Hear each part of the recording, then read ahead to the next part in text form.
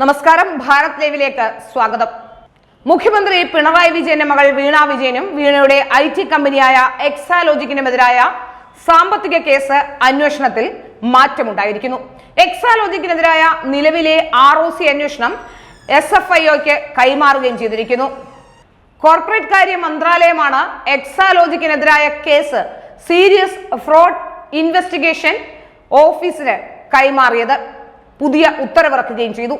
മുഖ്യമന്ത്രിയുടെ മകൾ മാസപ്പടി വാങ്ങിയതെന്നടക്കമുള്ള കാര്യങ്ങളാണ് SFIO അന്വേഷിക്കുക. വീണ വിജയന് കൂടുതൽ കുരുക്കാകുമെന്നാണ് ഇതിലൂടെ വ്യക്തമാകുന്നതും. വലിയ സാമ്പത്തിക കുറ്റകൃത്യങ്ങളിൽ മേലുള്ള അന്വേഷണങ്ങളാണ് SFIOയ്ക്ക് സാധാരണഗതിയിൽ കോർപ്പറേറ്റ് മന്ത്രാലയം നൽകാറുള്ളത്. കോർപ്പറേറ്റ് മന്ത്രാലയത്തിന് കീഴിലെ ഏറ്റവും ഉയർന്ന അന്വേഷണമാണ് SFIO നടത്തുക. എക്സാലോജിക്കിനെതിരായ SFIO അന്വേഷണ പരിധിയിൽ KSIDCയും ഉൾപ്പെടുമെന്നതാണ് ഏറ്റവും പ്രധാനപ്പെട്ട കാര്യം. എക്സാലോജിക് CMRL ഇടപാട് അന്വേഷണവും SFIOയുടെ പരിധിയിൽ തന്നെയായിരിക്കും.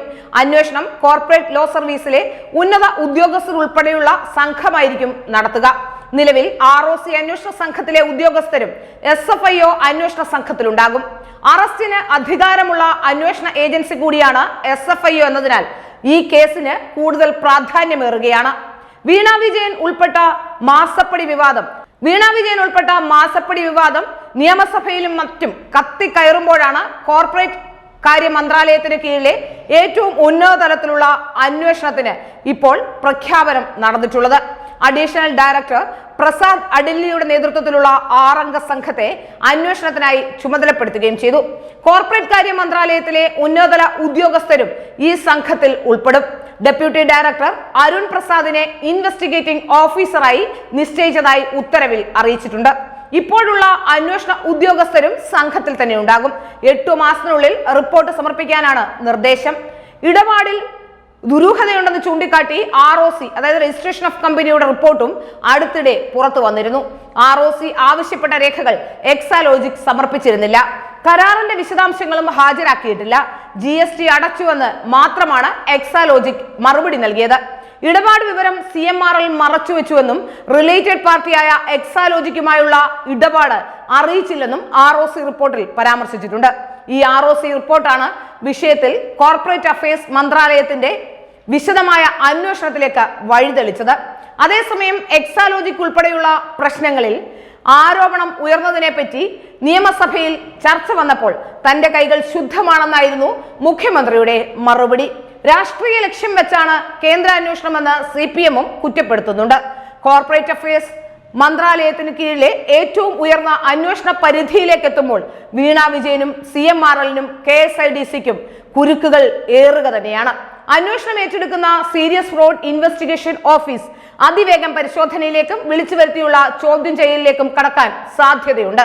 ഗുരുതരമായ കുറ്റകൃത്യമെന്ന രജിസ്ട്രേഷൻ ഓഫ് കമ്പനീസിന്റെ പ്രാഥമിക അന്വേഷണ റിപ്പോർട്ടിന്റെ വെളിച്ചത്തിലാണ് സീരിയസ് ഫ്രോഡ് ഇൻവെസ്റ്റിഗേഷൻ ഓഫീസിന്റെ അന്വേഷണം പുരോഗമിക്കുക. കമ്പനീസ് ആക്ട് 212 ANC ചട്ടം ചൂണ്ടിക്കാട്ടിയാണ് രജിസ്ട്രാർ ഓഫ് കമ്പനീസിന്റെ നിലവിലെ അന്വേഷണം.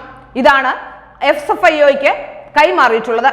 പൊതു താൽപര്യാർത്ഥവും പ്രാഥമിക അന്വേഷണ റിപ്പോർട്ടിന്റെ അടിസ്ഥാനത്തിലുമാണ് സീരിയസ് ഫ്രോഡ് ഇൻവെസ്റ്റിഗേഷൻ ഓഫീസ് അന്വേഷണം നടത്തുക.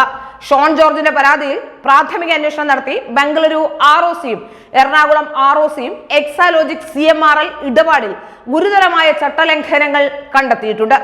ഏതായാലും വീണ വിജയനെ രക്ഷിക്കാൻ വേണ്ടി പിണറായി വിജയൻ ഏതു തരത്തിലുള്ള കടുത്ത തീരുമാനത്തിലേക്കും പോകുമെന്നാണ് മനസ്സിലാക്കാൻ സാധിക്കുന്നത്. വേണമെങ്കിൽ ഒരു പക്ഷേ അമിത്ഷായുടെ കാല് പിടിക്കാൻ പോലും പിണറായി വിജയൻ തയ്യാറാകും. കാരണം പിണറായി വിജയനെ സംബന്ധിച്ചിടത്തോളം പിണറായി വിജയൻ ഏറ്റവും പ്രധാനപ്പെട്ട ഒരു ആൾ തന്നെയാണ് പിണറായി വിജയന്റെ മകൾ വീണ വിജയൻ.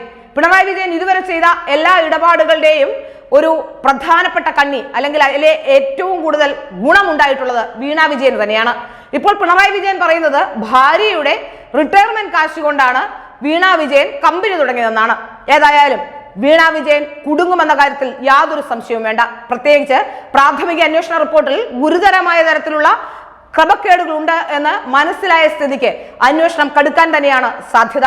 പിണറായി വിജയൻ എവിടെ ഓടിപ്പോയാലും മകളെ രക്ഷിക്കാൻ ഇനി കഴിയില്ല എന്ന അവസ്ഥയിലേക്ക് എത്തിയിരിക്കുന്നു. ഏതായാലും പിണറായി വിജയൻ ഇപ്പോൾ പൊട്ടിക്കരയുകയാണ്.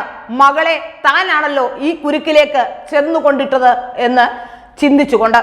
ഏതായാലും വലിയ പ്രതിസന്ധി തന്നെയാണ് പിണറായി വിജയനും മകൾ വീണ വിജയനും ഉണ്ടാകാൻ പോകുന്നത്.